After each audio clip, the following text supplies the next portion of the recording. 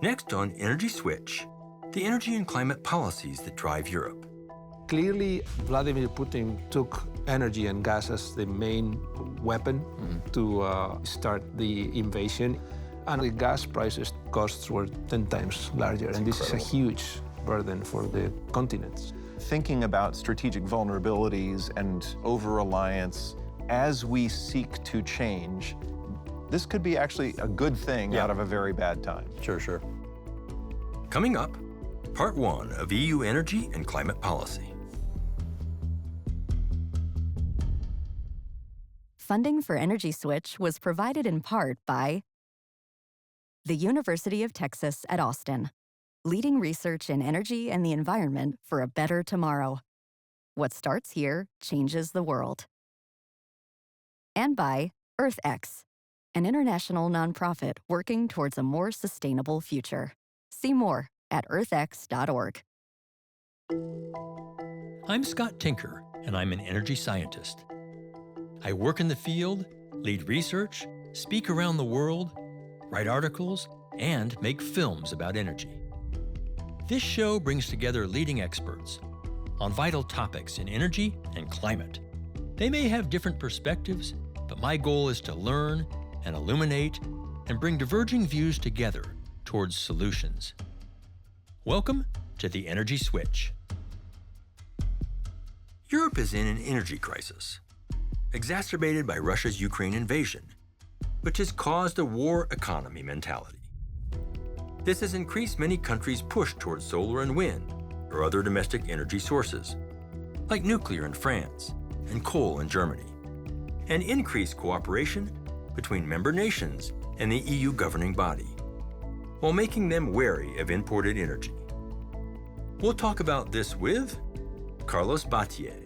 He's an associate professor at Camilla Pontifical University's Institute for Research and Technology in Madrid, and a visiting scientist at the MIT Energy Initiative. John Elkind is a senior research scholar at Columbia's Center on Global Energy Policy, and a former U.S. Department of Energy Assistant Secretary for the Office of International Affairs. In this episode, we'll begin our discussion of EU energy and climate policy. So we like to start with just thinking about why. Why does the world care about what Europeans are doing in energy and climate? Well, I think that they do care because they are really, in a good sense, aggressive in their policies. 20 years ago, there was a significant move towards changing the energy sector there. They announced that they were going to move fast and that it has somehow pushed other countries to follow. Now they want to push even further. Same question.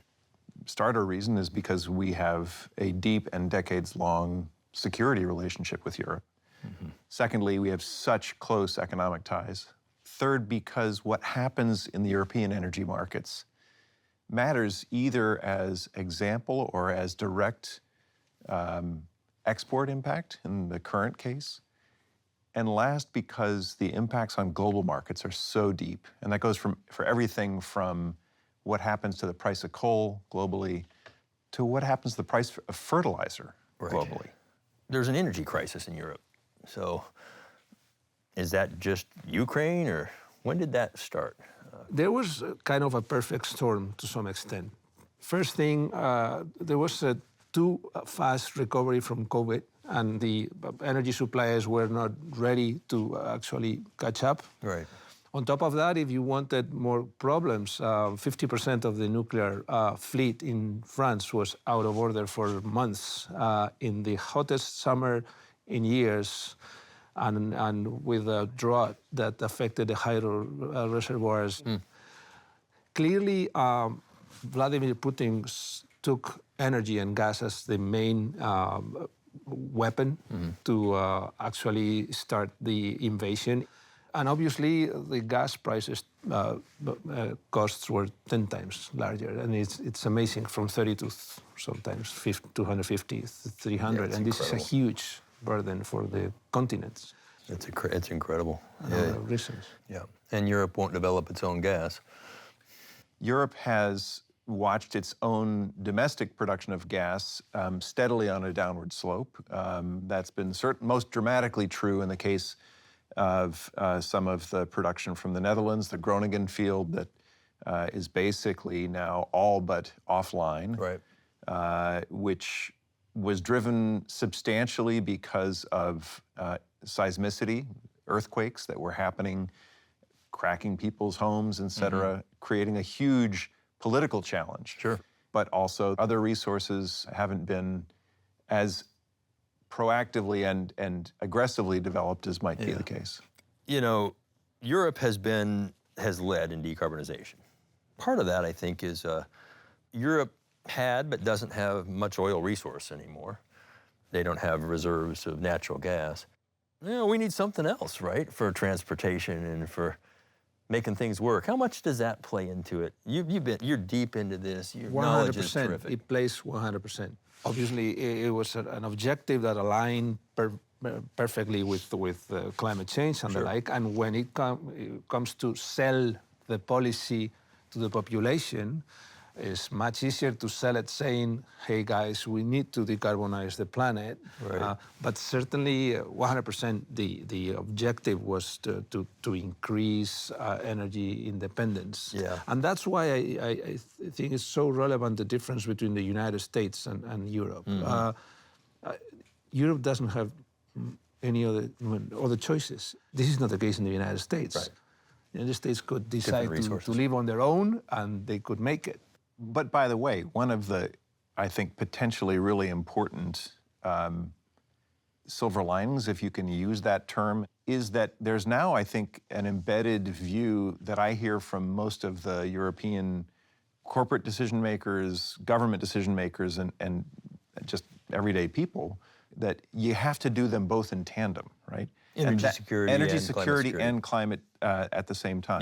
If one thinks about what the world may conclude looking back 5 years from now or 10 years from now, pick your point in the future, I think that the significance of this time will in part be for that kind of reason, that thinking about strategic vulnerabilities and reliance, over-reliance, as we seek to change a part of our economy that is so utterly fundamental. This could be actually a good thing out of a very bad time. Sure. At a real high level, portfolios matter, optionality.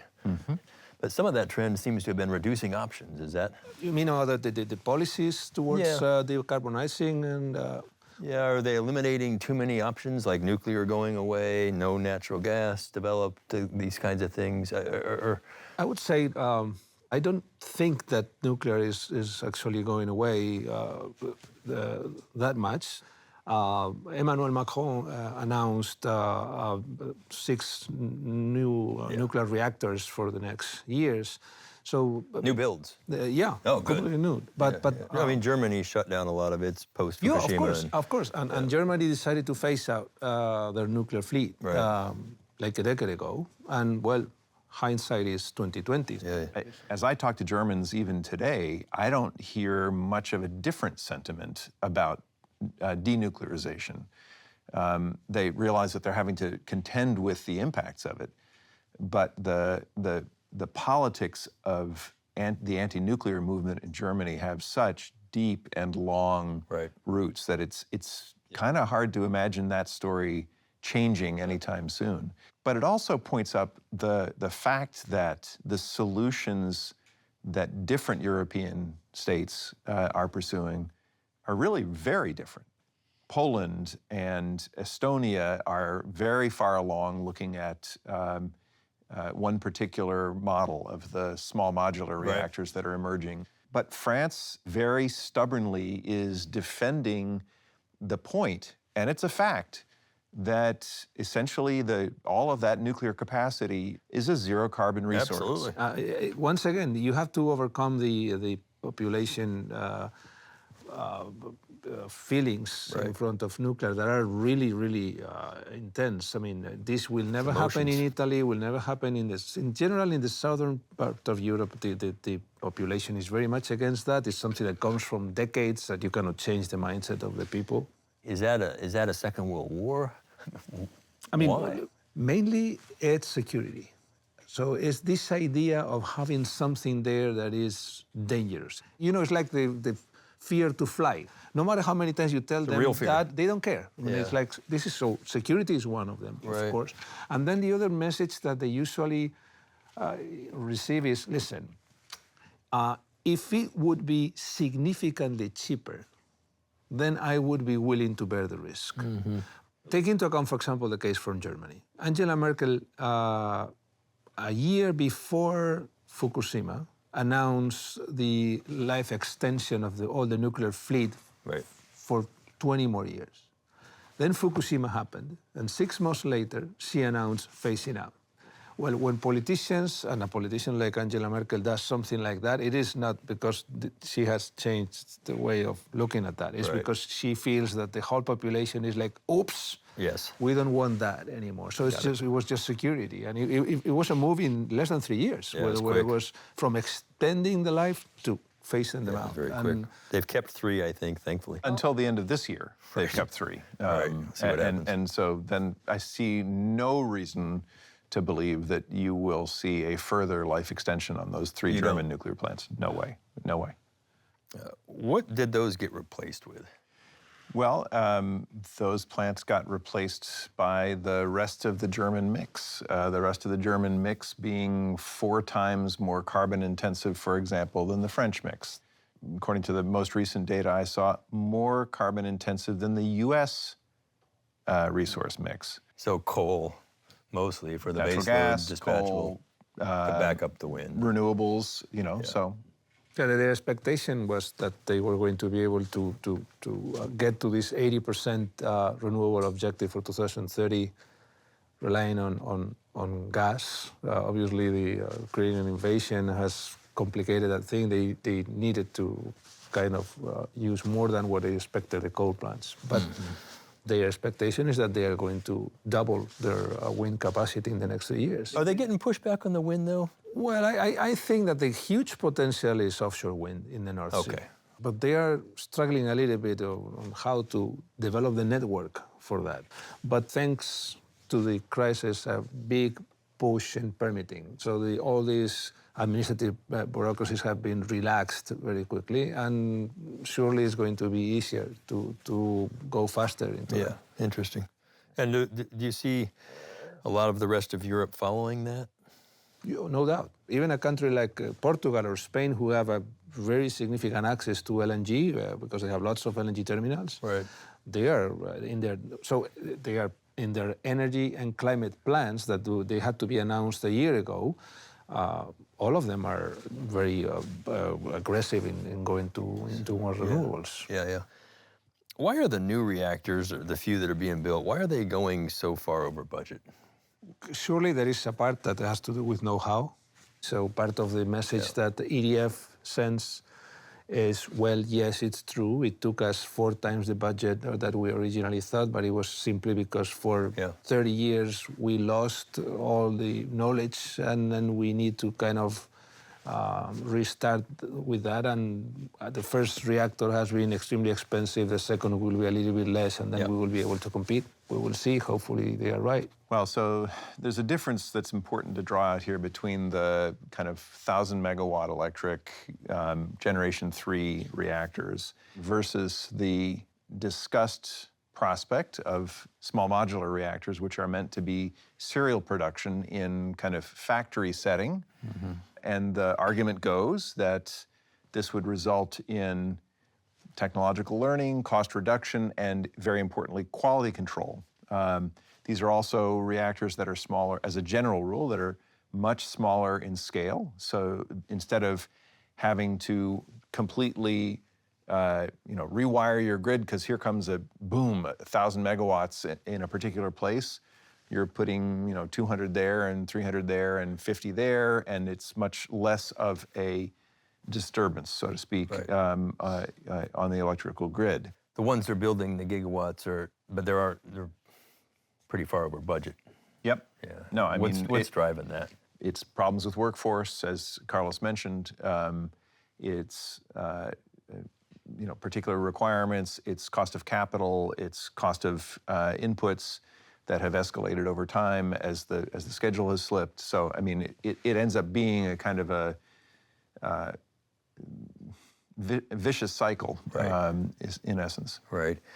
I guess I contrast it to China, who seems to be building reactors like China does. Every 3 or 4 years, bam, there's another reactor. Another typical argument is also that the security constraints in China might not be as stringent as they are in Europe. So Europe is way more careful in that, and this could have also an impact. But looks like that most of the delays that have got up to 12 years have been more on unexpected technological issues that they didn't know about, and they are every day saying, okay, oops, we have found this thing, we need 6 more months. Hopefully, once they are actually able to finish, these lessons are good enough to go and be able to do it much faster later on. Yeah.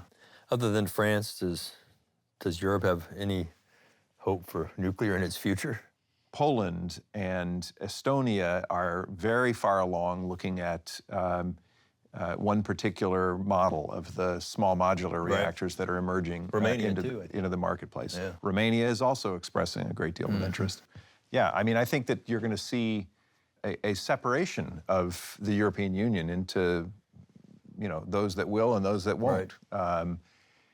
And that probably means that the policy debates will remain fairly bitter going forward, but I just, I don't see that changing anytime soon. That brings us to kind of this dialogue, this federalist dialogue. There's the EU wanting to behave in a kind of a coordinated way, and then there's countries doing different things now, even more so than perhaps in the past. So let's talk about it. What's happening? I think it has changed for a number of reasons. One of them is Brexit. It might not be very politically correct, but the European Commission is a magic thing of 27 different countries with a huge diversity. But it has more or less always been like an equilibrium between France and Germany. The presence of Great Britain in that discussion was more or less kind of the referee balancing the dispute and being able to keep the balance. Now that Great Britain is out, I think that there is more obvious this idea of the 2 blocks. For instance, on all these huge crises, the perception from Paris to the north is that, it was tough, but they could afford it. But you look south, they had the immediate idea that they could not afford it. And the other important shock has been urgency. Until now, particularly the energy sector had such an inertia that you could discuss things, take your time, but because of the Ukraine invasion, some member states in the south were desperate, thinking that they might not have a supply. He mentioned Germany, but also Italy. Italy was 40% dependent on Russian gas. So in that situation, the European Commission suddenly was in a position of trying to go fast with very radical proposals from particularly the countries in the south. And they were not used to that. They were not used to actually. So they were, every 4 months, they were changing their ideas, their positions. Hell, prime ministers were changing faster than that in some countries. I mean, it's incredible. It's a war economy in this moment, right? Part of the stress test, I would say, for the whole European Union, not just for the energy sector. Carlos uses a term there that I think is really important to emphasize, which is a war economy. One of my colleagues at Columbia University notes that essentially Europe is at war, albeit economic war, these days with Russia. And I think that's so very important to keep in mind. The challenges that Europe is facing may be challenges that take advantage of long-running choices made and not made, but the particular moment is one that's been thrust upon Europe. And so Europe, which has always had deliberation and political accommodation and long-running dialogues as kind of the core, now has to make decisions pretty fast. fix this in the course of this year so that I don't face that problem when the weather gets cold in the winter. Yeah. It's really hard to do adjustments in that kind of time frame Sure. without massive cost run-ups. Yeah. And it has to be said that the bureaucratic hurdles that are always the enemy of energy development anywhere, certainly in the United States, that's true. It's a constant complaint from industry. But when you talk to people that are looking at the European markets, unfortunately, you hear this even more strongly. And it's useful to take a kind of a historical step back. It's not much more than 15 years ago that for the first time in the Treaty on the Functioning of the European Union, any decision-making went to Brussels about energy. Until that time, it was all decision-making to be made at the level of the individual member states of the European Union. So now you've got that, for the first time, that shared competence, that shared responsibility for decision-making. And there's a lot of push and pull that's still going on about whose prerogatives should dominate. Sure. And thankfully, the winter of 22-23 was pretty warm. Yeah. You know, it could have been even worse. Yeah. What are some specific examples of sort of state interests conflicting with the EU? John, what do you see there? Well, there's a lot of issues around interconnection. For example, the long-running discussions that went on for well over a decade about creating the so-called MidCat gas pipeline, which would have enabled shipping gas across the Pyrenees from the Iberian Peninsula, where there's lots of LNG capacity, regasification capacity, into southern France and onward into elsewhere in continental Europe. And that was a no-go for years and years and years. In part, it was local opposition to the idea of a pipeline crossing what is a beautiful part of the world. In part, it was cost allocation issues. But in any event, you know, you had this crazy imbalance where something like 45% of the capacity to accept LNG and turn it back into normal natural gas was in the Iberian Peninsula, leaving only 55% for all of the rest of continental Europe. And that certainly was a kind of a visible imbalance, if you will. Interesting. But there are others around that you could point to. Some are about gas, some are about electric power. In the case of Germany, they've got their load centers in the south. Yeah. And they severely lack the backbone transmission from the North Sea to Bavaria. It's a story that American energy people should recognize very well because it exactly mirrors the problems we have with permitting to get wind from West Texas to other parts of this state, or from Iowa to the industrial Midwest. Or a pipeline built.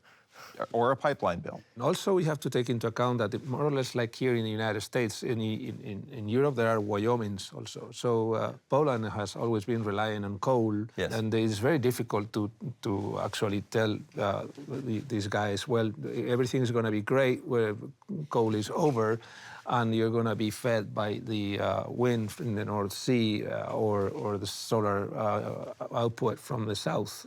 Same thing for France. France, they are in the middle of everything, but they don't have a huge wind potential. They don't have a huge solar potential. They have always been the energy champions in the country. Not much oil and gas, really, either. Yeah, so now they feel like they are losing that position. And, you know, the French, they don't like relying that much in the neighbors. So that's why they want, the only solution they see is going strong once again for nuclear. And on top of that, obviously, as John mentioned before, Germany decided to rely 100% on Russia. So one of the reasons why these pipelines didn't happen, it was to some extent that Germany was not actually pushing that hard for this to happen. In the last, at the beginning of the end of 2022, the Spanish government and the German government quickly, in a question of a couple of weeks, got to an agreement to build a new pipeline. Not only for gas transportation, but also hydrogen. And so when you are under stress, you move quickly, right? And until that moment, it didn't happen. A rapid COVID recovery that renewed energy demand, Russia's invasion of Ukraine that cut off natural gas, and other policy-related energy issues building for over a decade have caused an energy crisis in Europe. Carlos emphasized that climate concerns allowed policymakers to push mostly for solar and wind. John emphasized the importance of working energy and climate security in parallel. Some see decarbonization policies that promote solar and wind as a chance to grow domestic energy. Others worry about cost and energy security. France remains pro-nuclear, though many countries still fear it. And because Europe won't develop domestic natural gas, many have replaced nuclear with coal, trading increased carbon emissions for reliability and affordability. Meanwhile, a war economy mentality has made permitting certain energy projects easier and encouraged cooperation, though challenges remain with cross-border pipelines and power lines. We'll talk more about EU energy and climate policy in Part 2.